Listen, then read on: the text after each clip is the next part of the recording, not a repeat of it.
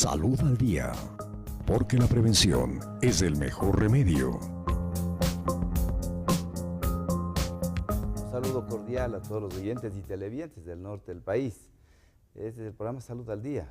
Pues es un programa eminentemente educativo, con diferentes especialidades.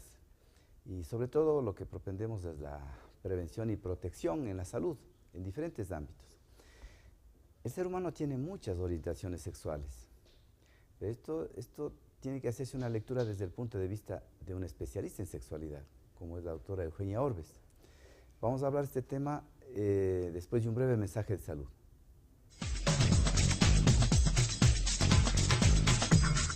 Mensajes para su salud. Un hombre que quema 200 calorías al día reduce significativamente un problema de impotencia. Mensajes para su salud. Eugenia, buenos días. Qué gusto tenerte acá. Siempre hemos quedado en un acuerdo contigo de que hacer varios programas sobre educación sexual para que quede claro qué es lo normal, qué es lo patológico, qué es lo estigmatizado, qué es una orientación y qué es una identidad. ¿Qué son las orientaciones sexuales? Buenos días, es un gusto igualmente compartir este espacio. La orientación sexual es atracción, ese deseo físico, psicológico, hacia el placer sexual que se tiene a personas del otro sexo, que son la mayoría, al mismo sexo, y hay personas que igualmente tienen orientación que tanto tienen al mismo sexo o al otro sexo. Generalmente estas personas que están dentro de lo que son los bisexuales o bisexuales tienen una predilección, más por el mismo sexo o por el otro sexo. Pero estas serían las tres orientaciones sexuales que es importante que no confundamos a veces con lo que es las identidades, por ejemplo, de género y sexual, que en el caso del transvestismo o en el caso de la transexualidad tendemos a pensar que es lo mismo que la homosexualidad. No, la orientación únicamente es esa atracción física, psicológica que se tiene hacia personas del mismo, del otro, o al mismo tiempo del otro y del mismo sexo, hasta ahí, ¿no? Cuando hablamos en cambio de las identidades, es aquella percepción, autovaloración y aceptación que yo tengo, ¿no? En el caso, si hablamos de la identidad sexual, hacia un ser como soy sexuado, y si eso coincide, esa aceptación cerebral, consciente, psicológica, hacia el mismo sexo que yo tengo, hablamos, ¿no es cierto?, de las personas con una identidad sexual que es la mayoría, ¿no es cierto?, sin problema. Pero hay un número reducido de hombres y mujeres, y más hombres, que no aceptan el sexo biológico, no hay una aceptación cerebral, psicológica, física del sexo que les corresponde, en el caso si es un hombre, del pene y de los testículos, y todas, a partir de la adolescencia, las características sexuales secundarias que son producto de todo este cambio hormonal, y no hay esa aceptación. A eso hablamos de la transexualidad.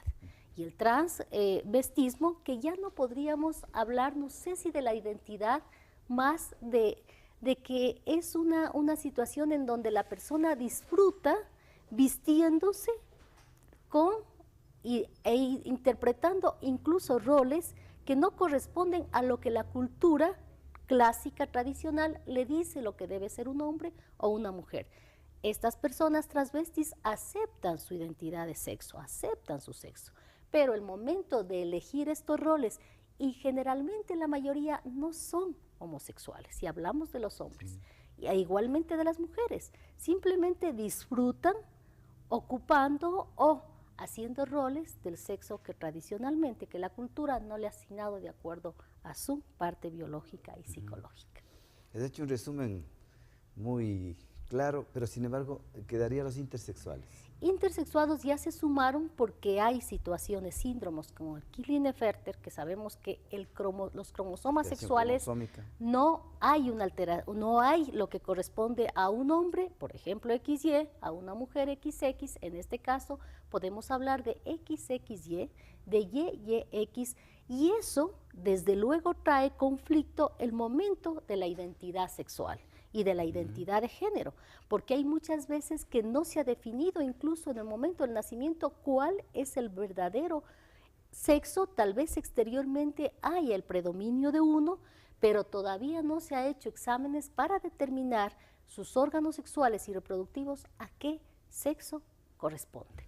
Por eso ahora se aumenta este grupo, los intersexuados, y que también es una lucha reivindicativa porque se han cometido desde la medicina muchos errores, a lo mejor dando roles o dando una identidad que no corresponde a la biológica, o a veces no está ni siquiera definida, y eso crea conflictos en su identidad de género y en su identidad sexual. Y tú has citado uno de tantos, porque Clean Effect no solo es el único, sino también hay el Turner, ¿no es cierto? Exactamente. Entonces, queda claro, las identidades sexuales, inclusive como dice la doctora, no hay que confundir con las orientaciones sexuales. La orientación es una atracción física y emocional inclusive. No solo es física, también entran sentimientos, emociones, y es una atracción psicológica, sexual, de placer. Estas son las orientaciones. Pero cuando habla la doctora de identidades, porque ya juega un factor cerebral. Yo, hombre, no me acepto ser hombre, y la mujer no se acepta ser mujer. Hay un centro cerebral de aceptación. Entonces, ellos terminan generalmente, después de pasar por el psicoterapeuta y que el psicólogo termine en cirugía, para ellos ser felices, porque definitivamente pasan en un conflicto de no aceptación de su sexo. Y este conflicto, de acuerdo a las investigaciones que han hecho, es desde muy tempranas edades. De ahí la importancia de que conozcamos a nivel de la familia, a nivel de la educación, a nivel de la salud, este tipo de expresiones, que si bien aún no se ha determinado el origen exactamente en dónde está, pero hay fuertes teorías con respaldo, podríamos decir, en donde sí se ve que al menos la transexualidad y también la homosexualidad tiene un componente biológico. Pero el tema no es ese. Desgraciadamente, muchas de las investigaciones que se hicieron desde hace muchas décadas atrás lo hicieron con ese objetivo de curarles. Pero esa no debe ser la intención, porque realmente ya la ciencia, la sexología, la psiquiatría, la psicología ha determinado que no puede hacerse estas, entre comillas, conversiones o estos cambios cuando estamos frente a una transexualidad. Antes, ¿cómo se interpretaba la transexualidad? Que eran, si en el caso de los hombres, homosexuales, pero ya de los, hablemos entre comillas, severos, o sea, de los extremos. Y no es así, porque no todos los transexuales ni las transexuales tienen una orientación homosexual. Hablamos de un 30% de la comunidad de los transexuales, porque muchos son bisexuales y otros son heterosexuales, asumiendo que ellos tienen el sexo cerebral, hablemos así, o esa convicción de que son del otro sexo, y por lo tanto su orientación no es la homosexual, porque realmente les atrae su cerebro sexual, es del otro sexo. Por lo tanto, si a un hombre transexual le gusta, ¿no es cierto?, otro hombre, se supone que en ese caso se hablaría, digamos, él quiere ser una mujer, se acepta y cree que es una mujer, y si le atrae un hombre, no estamos hablando de una homosexualidad, estamos hablando de una heterosexualidad. Pero sí hay transexuales que les gusta, sabiéndose o creyéndose o asumiéndose como mujer, les gusta igualmente una mujer. Entonces, ahí estamos hablando de una homosexualidad. Toda esta variedad y todavía de situaciones que aún a lo mejor no las conocemos a fondo porque no ha habido la suficiente investigación sociológica, antropológica, psicológica de las identidades, es necesario que las veamos como una posibilidad, porque hay muchas situaciones que están ocurriendo con estas comunidades, sobre todo en cuanto a su salud, tanto psicológica como física, o sea, realmente viven conflictos muy profundos. Y son discriminados. Son discriminados por el desconocimiento y también por situaciones religiosas, en donde damos una explicación únicamente desde esa visión. Y es importante que la sociedad en general nos abramos hacia conceptos que ahora ya están escritos, ya están probados científicamente, y nosotros nos seguimos. Y fruto de esto es una situación, por ejemplo, revisando la situación estadística del VIH-Sida, seguimos teniendo muchísimos, porcentualmente, muchos más casos en las comunidades homosexuales y transexuales, porcentualmente hablando, son comunidades de mucho mayor riesgo. Y tiene una explicación, no es en sí la práctica homosexual la que provoca mayor riesgo, es la situación social en el momento en donde ellos están formando, consolidando la orientación sexual, su identidad sexual, esta aceptación, porque nadie elige ser homosexual o transexualidad sexual, por favor, eso que quede claro. No es llega el momento en que de niño yo quiero ser transexual, no acepto mi sexo, y luego a lo mejor en la adolescencia decido ser homosexual. No es así. O sea, esa creencia, porque es una creencia, debe desaparecer, porque estas sociedades tan intolerantes que existen y un chico o una chica en un ambiente tan adverso tiene prácticas sexuales, se inicia de mucho riesgo, posiblemente en un ambiente de prostitución, sin los debidos conocimientos y sobre todo protección, y hace que estas relaciones de estos colectivos, que son una minoría, así es, de expresiones sexuales, se ponen en un riesgo muy alto de contraer todas las infecciones de transmisión sexual y especialmente las mortales, hablemos de hepatitis, del papiloma humano y sobre todo del VIH-Sida. Pero lo que sí queda, vamos a hacer una pausa para continuar con el tema que estaba interesante, porque quería aclarar de que no podemos relacionar nunca homosexualidad con VIH, porque la primera vez que se descubrió fue en un homosexual y desde ahí quedó estigmatizado que los homosexuales tenían VIH, ¿cierto? Porque los heterosexuales también tienen VIH. No es exclusiva, pero sí es mayor, por lo tanto las campañas sí deben haber, campañas generales, pero también dirigidas exclusivamente a estos grupos, porque sí son mayor riesgo, pero por la intolerancia de la sociedad. Eugenia, una pausa, porque, doctor, buenos días, llegan mensajes. Me gustaría que hablen acerca de los hijos de estas parejas o familias que tienen estas orientaciones sexuales. Gracias. Porque en el primer mundo ya se permite la unión jurídica, además de que están unidos biológica, psicológicamente, una unión jurídica, y también estas civilizaciones permiten que adopten hijos. Y son sociedades que científicamente comprueban de que ese niño no tiene alteraciones en su orientación ni va a ser determinante en su identidad. Entonces, la pregunta va ya, ¿qué pasa con los hijos de estas parejas? De las parejas y de las homosexuales. Sí, sí, que tienen estas orientaciones homosexuales. Muy bien, tú ya has señalado. No es sine qua non una fórmula que diga hijos de parejas, sea que sean biológicos, de homosexuales o de parejas que adoptan hijos homosexuales. No, no es así. ¿Qué es lo que ocurre en estas parejas? Posiblemente ante la mayor tolerancia se pensaría aquellas corrientes que ubican únicamente a la homosexualidad o a la transexualidad como un tema de aprendizaje y ambiental, tendrían que ser necesariamente homosexuales. No es así, ¿no? No hay ninguna alteración, porque si nosotros nos detenemos un poquito y hacemos una relación, ¿qué pasa en un 40% de las mujeres de este país, ecuatorianas, que son jefas de hogar y en donde no hay una imagen paterna, hombres y mujeres? Hablemos más de los hombres. No hay ningún estudio que demuestre que en esas familias posiblemente haya mayor número de homosexuales. No hay. Si hay estudios, más bien, si hablamos más del componente biológico que se inclina que debe haber para la orientación y para la identidad sexual, sí se encuentra que en gemelos idénticos la prevalencia de homosexualidad es bastante alta, pero tampoco es absoluto. Hubieron estudios que nos dijeron, si un homosexual, digamos, en gemelos cuando son monocigóticos, del mismo óvulo y del mismo espermatozoide, había un 100% de la probabilidad, si es que el uno es, que el otro sea, cosa que se desvirtuó. Hablan de un 50%, que es bastante alto, en relación a gemelos que son de diferentes óvulos y diferentes disigóticos y diferentes espermatozoides, en donde hay una prevalencia de un 13,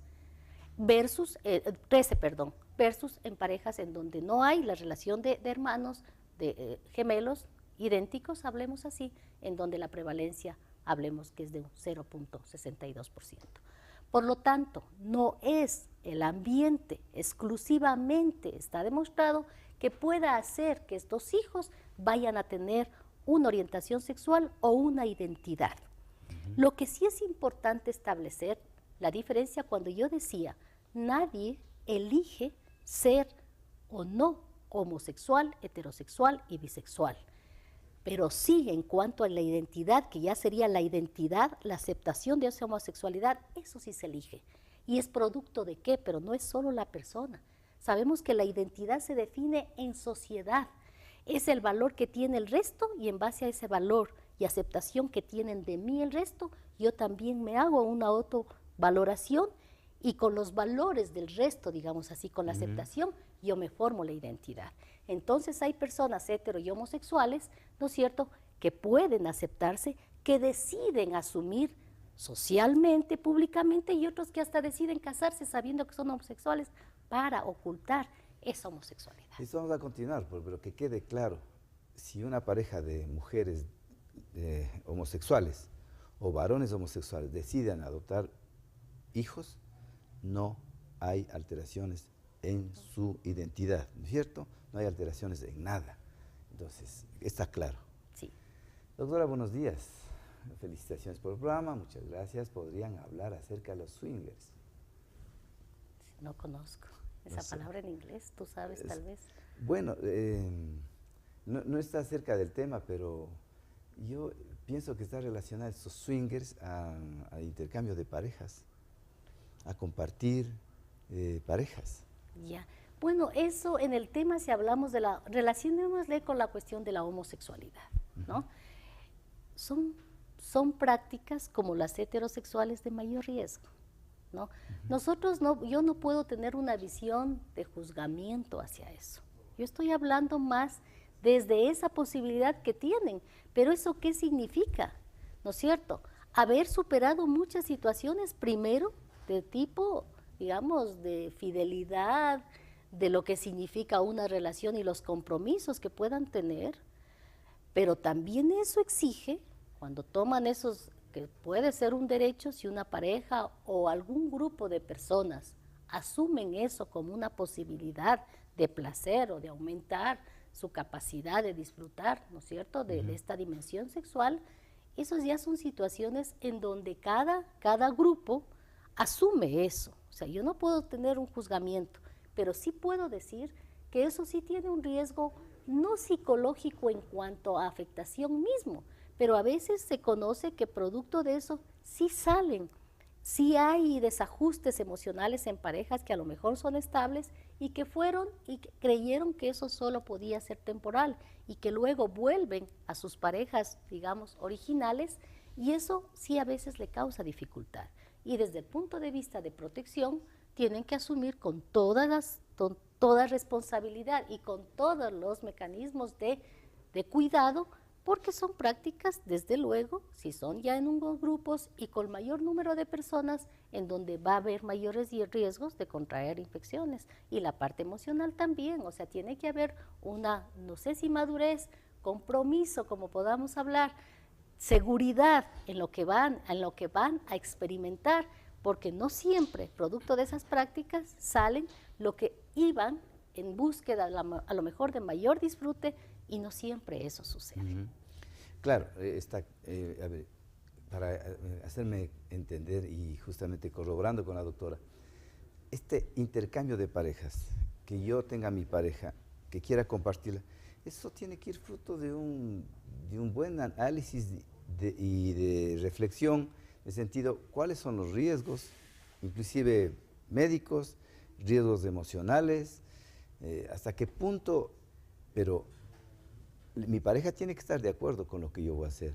Entonces, aquí no va a ir solamente el grupo de varones que quieren encontrar placer o alguna variedad.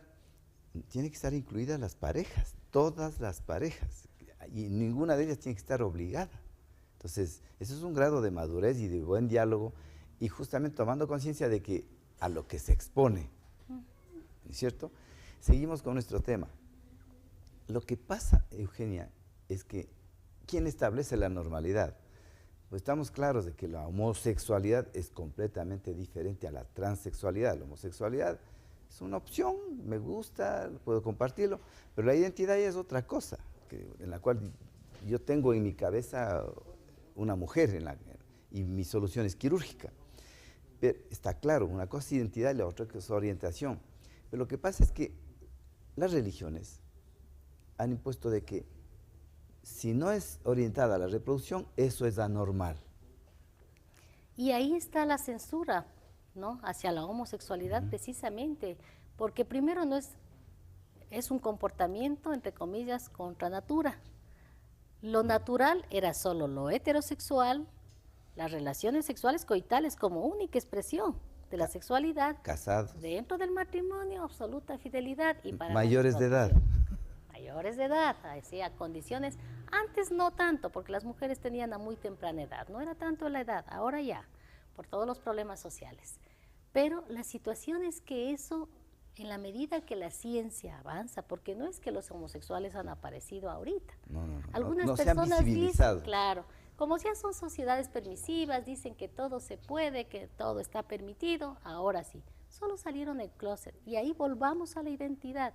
También la identidad sexual no solo es la aceptación, ¿no es cierto?, de su órgano sexual, es también la aceptación de su orientación sexual. Entonces la identidad, por ejemplo, y eso favorece que una persona homosexual se identifique como tal. Porque ¿qué significa aceptarse? Significa valorarse. ¿Qué significa valorarse? Tener una autoestima alta. Y con una autoestima alta, los riesgos de ser afectados psicológicamente, emocionalmente y en cuanto si hablamos de las infecciones de transmisión sexual, realmente disminuyen. Eso es por esas razones son las que nosotros tenemos que tener, tanto los equipos de educación, de salud, la familia, absoluta claridad. Porque no es que vamos a hacer que a lo mejor haya mayor número de homosexuales, tanto hombres como mujeres. No es así. De alguna manera las estadísticas que se han revisado a través de la historia parece que se mantienen en cuanto al número. Hay estudios muy diversos. Kinsey nos hablaba del 4 al 6%, fue muy cuestionado. Ahora se habla unos estudios del 2% en hombres, otros del 3%, otros del 1%. En mujeres siempre estos números disminuyen, ¿no? Pero esto se ha mantenido a pesar de ser sociedades como las griegas, bajo determinadas circunstancias. Donde aceptaban. Aceptaban, luego viene una etapa en donde hubo mucha censura, delito, les quemaban, los sodomitas en la Edad Media, sin embargo, han habido. Y ahora igualmente los tiempos, a pesar que sigue habiendo intolerancia, sin embargo, todavía, ¿no es cierto?, ya está en otro momento, solo que ahora son más visibles. Y si nos preguntan, ¿eso es bueno para las sociedades? Claro que es bueno para las sociedades, bajo todos los puntos de vista que nosotros queramos analizar. Entonces, desde ahí yo pienso que debe ser el mensaje, debe ser la educación hacia la tolerancia.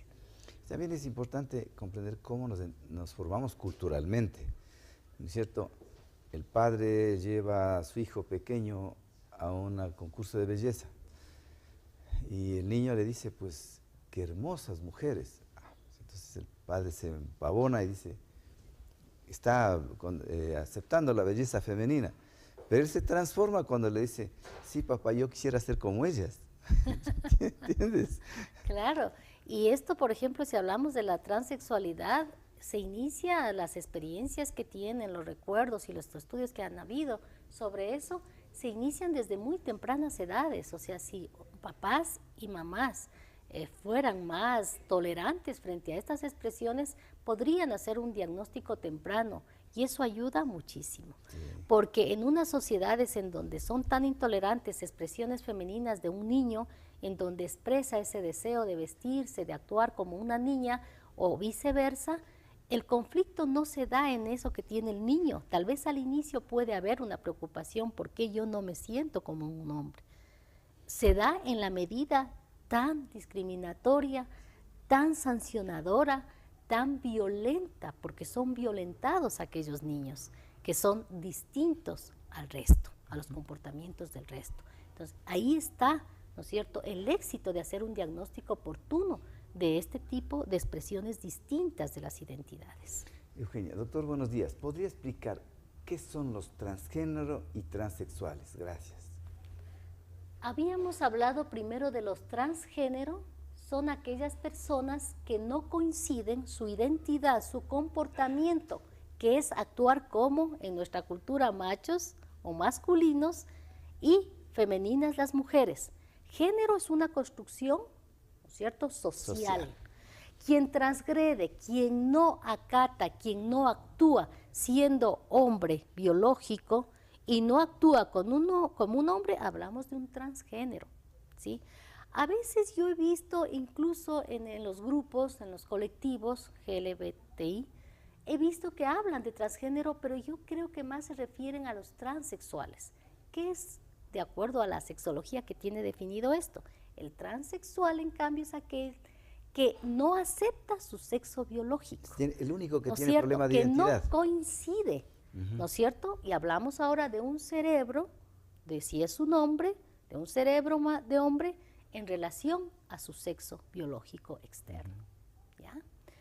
En cambio, el género acepta su condición biológica, pero es lo que decimos afeminado, y una mujer machona, dice, maremacho, que actúa como un hombre, es brusca, y no todos los afeminados, no todos, la mayoría son heterosexuales, eso hay que aclarar.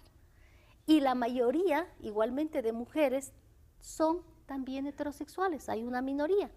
Y también tenemos que decir que la mayoría, ¿no es cierto?, de homosexuales, de orientación homosexual, no son afeminados. Y las mujeres no son, ¿no es cierto?, machonas. Entonces, con esa aclaración, no sé si está claro lo transgénero y lo sexual. Tal vez lo transgénero podríamos tener como un ejemplo el transvestismo, ¿no es cierto? Ya. Bueno, nuestro tiempo concluyó. Mis agradecimientos a ustedes que continúan con la sintonía de los medios de comunicación de la universidad, a nuestro equipo de trabajo.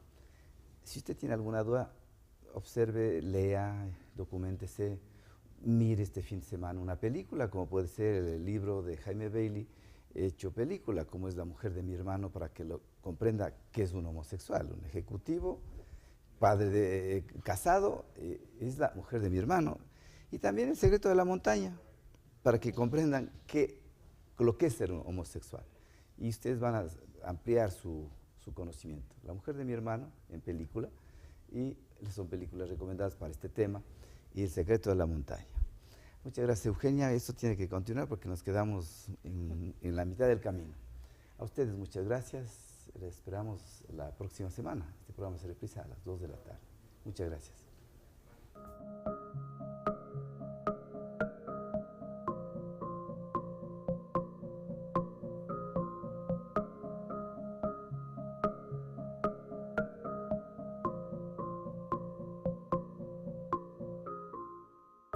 Salud al día, porque la prevención es el mejor remedio.